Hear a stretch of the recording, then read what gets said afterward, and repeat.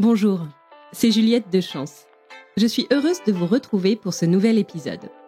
Je donne aujourd'hui le micro à une ou un coach de la communauté Chance pour explorer ensemble une notion de coaching, pour vous aider à prendre conscience de vos mécanismes, de vos blocages ou encore de vos croyances limitantes. C'est ce que nous faisons chaque jour avec les personnes que nous accompagnons dans le parcours Chance. Nous souhaitons aussi aujourd'hui le partager avec vous. Vous écoutez « Et sinon, le boulot ça va ?» Le podcast pour vous aider à répondre un grand oui à cette question.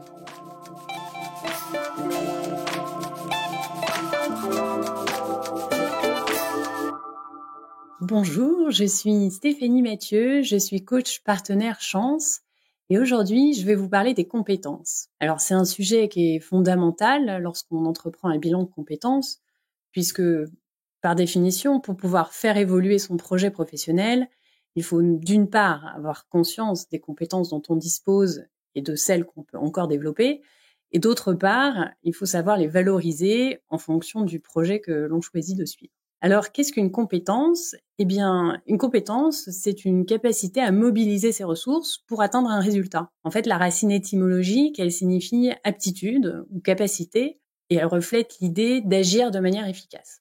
Une compétence, on peut dire en résumé que c'est une capacité à agir efficacement.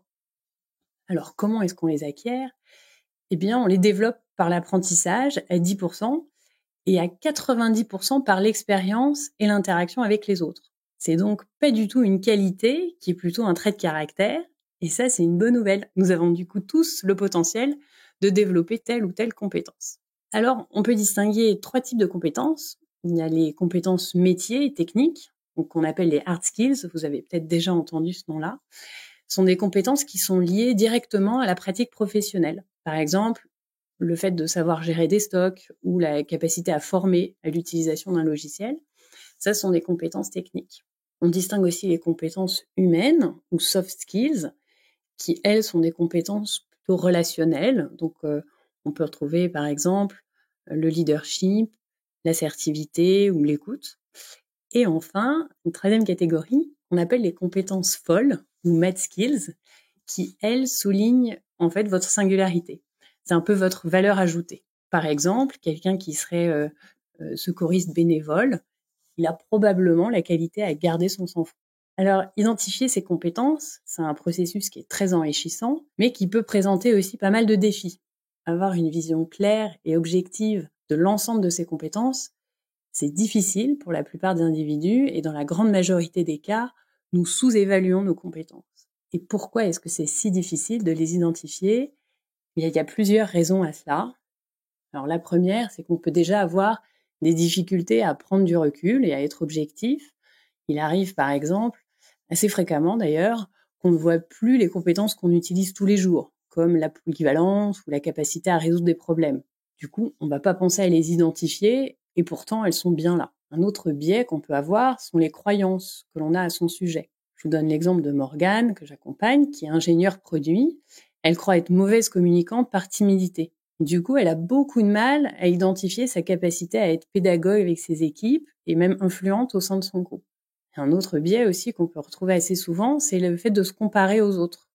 Le fait de se comparer, ça va impliquer une fausse perception d'une compétence dont on dispose. Par exemple, Betty, qui est une journaliste brillante, elle se compare souvent à ses sœurs, qui sont toutes les 2 médecins. Ça, c'était la voie royale pour ses parents. Donc, elle n'a pas conscience de ses capacités d'investigation, d'analyse et de communication, puisque pour elle, seules les compétences dites scientifiques sont valables. Et ça rejoint aussi un autre biais qui est le manque d'estime de soi. Donc, ça va induire qu'on minimise ou même qu'on n'arrive pas à considérer comme telle une compétence. Je vous donne l'exemple de Charlotte, que j'accompagne également, qui ne se sent pas du tout à la hauteur dans son poste de directrice marketing. Et du coup, elle a beaucoup de mal à identifier ses capacités d'analyse stratégique. Et puis enfin, il arrive parfois qu'il y a des compétences qui sont complexes à définir ou qui sont multidimensionnelles ou même qui sont très difficiles à dissocier d'un contexte. Par exemple, la résilience, qui va être associée à un événement difficile. Et donc, tous ces biais cognitifs, donc que ce soit des croyances, des peurs, des schémas ou même le contexte dans lequel on se trouve, tout cela a une influence sur la manière dont on perçoit ses propres aptitudes. Et souvent, on les perçoit à la baisse. Donc c'est comme si on voulait savoir combien de billes on possède, mais on ne va comptabiliser que celles qui sont dans notre sac et qui sont en vert, puisque ça correspondrait à nos billets, alors que certaines billes sont restées dans la poche et qu'il y a d'autres billes qui sont en terre, mais qui n'ont pas été identifiées. Résultat, on évalue mal son stock de billes de la même façon qu'on évalue souvent à la baisse son stock de compétences. Et en tout cas, on n'en a pas une vision complète. Comment faire, du coup, pour passer outre ces biais? Comment faire pour prendre conscience de l'ensemble de ses compétences? Alors, on a vu qu'une compétence, c'est une capacité à agir.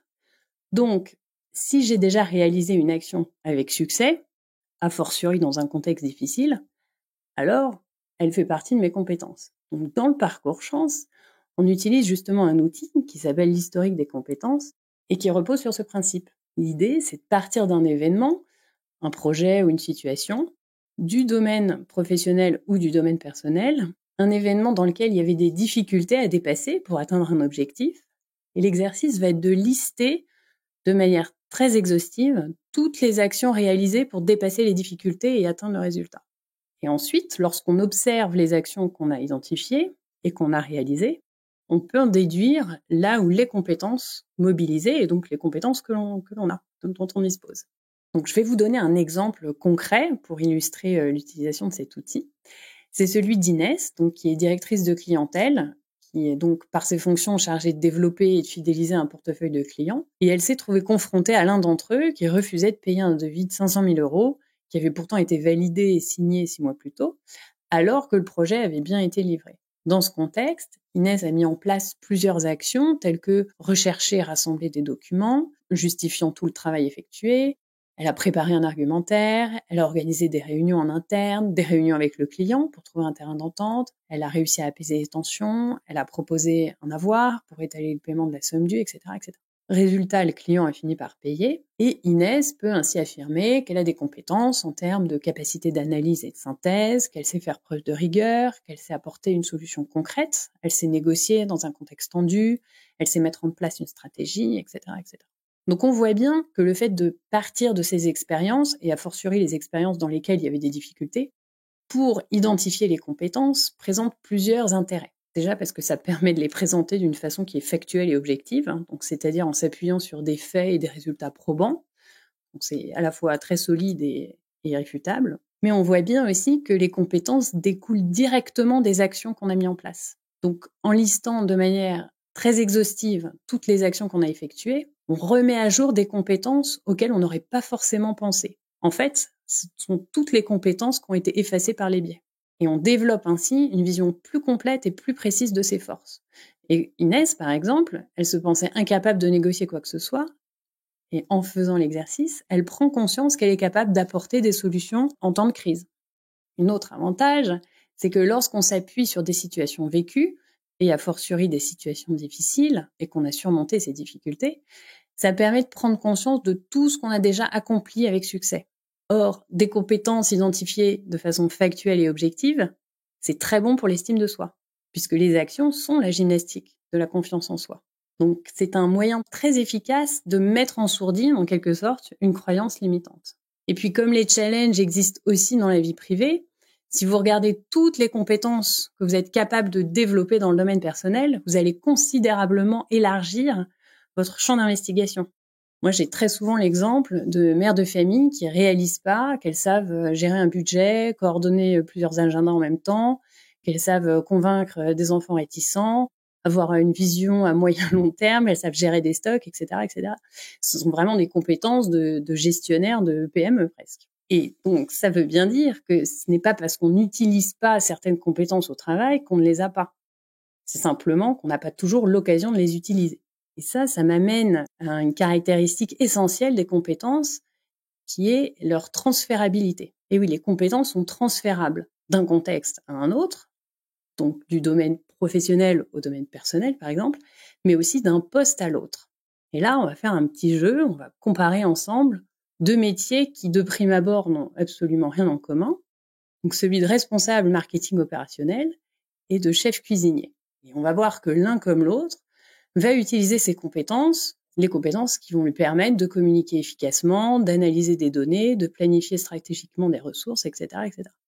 Le responsable marketing, par exemple, il utilise ses capacités à communiquer efficacement avec les autres services. Le chef cuisinier, de la même façon, il utilise ses capacités à communiquer efficacement pour coordonner le travail de ses équipes. Le responsable marketing, il sait analyser ces données sur les retombées d'un dispositif. Le chef cuisinier va analyser des données sur les préférences des clients et les coûts des ingrédients. Troisième domaine sur lequel on peut faire cette comparaison, le responsable marketing opérationnel, il est capable de planifier stratégiquement ses budgets. Le chef cuisinier, il va être capable de planifier stratégiquement ses menus pour gérer les ressources et les délais. Et donc, on voit bien que si on décompose les actions qui sont liées à un métier, comme analyser, communiquer efficacement, planifier, etc., on retrouve les compétences communes entre des métiers a priori très éloignés. Et c'est précisément cette transférabilité des compétences qui va vous permettre ensuite de convaincre de la faisabilité de votre projet d'évolution de carrière ou de reconversion. Parce que oui, comment valoriser ces compétences ? Outre les compétences qui se justifient par des certifications, des diplômes ou des tests d'aptitude, etc., il y a des compétences qui ne s'illustrent que par l'expérience. Et là, je vais prendre l'exemple de Clara, qui est responsable marketing, qui veut se réorienter vers le métier de coach. Alors, elle identifie l'écoute active comme l'une des compétences qui est requise pour ce métier, mais elle ne sait pas comment convaincre qu'elle a cette compétence. Alors, j'ai demandé à Clara, dans quelle situation professionnelle as-tu utilisé ta capacité d'écoute ? Et quels étaient les résultats ? Donc, lorsque vous ne savez pas comment justifier une compétence, identifiez une ou plusieurs situations dans lesquelles vous l'avez utilisée avec succès. C'est probant, c'est concret, c'est irréfutable. En fait, les compétences, souvenez-vous, elles se développent et s'expriment à 90% par l'expérience. Est-ce que ça vous rappelle pas un outil ? Alors, je vous invite à faire l'exercice. Prenez un papier et un crayon et répondez à ces quelques questions. Quelle était la dernière situation difficile que vous avez traversée ? Quelles actions avez-vous faites ? Donc là, vous pouvez vraiment faire une liste exhaustive. Quels étaient les résultats ? Et notez au passage qu'un apprentissage, c'est déjà un résultat positif. Et déduisez des actions que vous avez notées, les compétences que vous avez donc utilisées. Et si vous refaites cet exercice sur 4, 5 ou 6 événements différents, en choisissant des événements du domaine pro et du domaine perso, vous allez identifier des dizaines de compétences.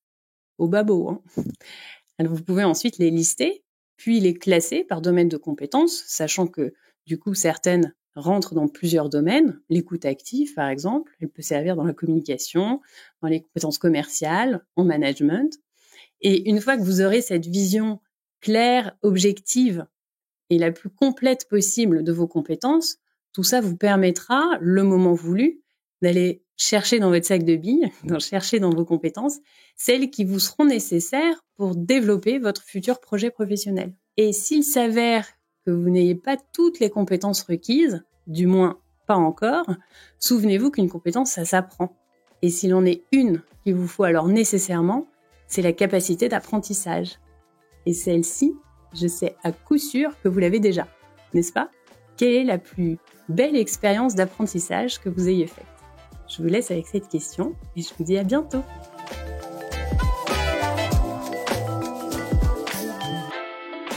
Merci d'avoir écouté. Et sinon, le boulot, ça va ? Le podcast pour vous aider à répondre un grand oui à cette question. Si cet épisode vous a plu, vous pouvez laisser 5 étoiles sur Spotify, Apple Podcast ou Deezer. Cela ne semble rien, mais cela aide beaucoup à soutenir le podcast. Vous pouvez aussi m'écrire sur Instagram, @chance_fr.